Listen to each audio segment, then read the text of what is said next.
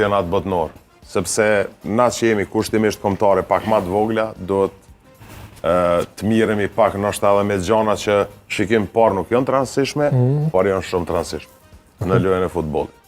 Unë shfrytëzoj rastin sepse kam shumë shokë në Bosnë, më ka ardhur shumë mirë që kemi luajtur nëpër skuadra, më ka ardhur shumë mirë që është kualifikuar Bosnja, unë ju uroj sukses.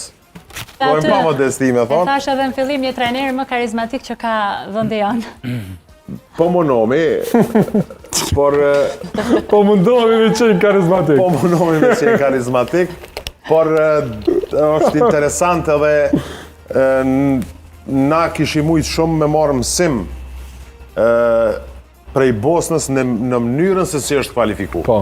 Plus ata kanë aty pak probleme ndëretnike, sepse janë 3 nacionalitete, e kështu me radhë, por ky ka dhënë kontribut jashtëzakonshëm edhe njerë, po thëmë treneri, sepse kom përcjell rrugtimin, i përcjelli mediat e të gjithë rajonit, i përcjelli ngjarjet, edhe duhet me theksu që ka dhënë një kontribut jashtëzakonshëm për me kvalifiku Bosnjën, dhe mos të harrojmë që ka rëzu një gjigant si që është Italia, edhe ka arrit më kvalifiku edhe ju dëshirojmë sukses, edhe është një kombëtare që paka shumë mu më pëlqenjë këto kombëtare që në kampionat botnore kanë atë fatin e hirushës.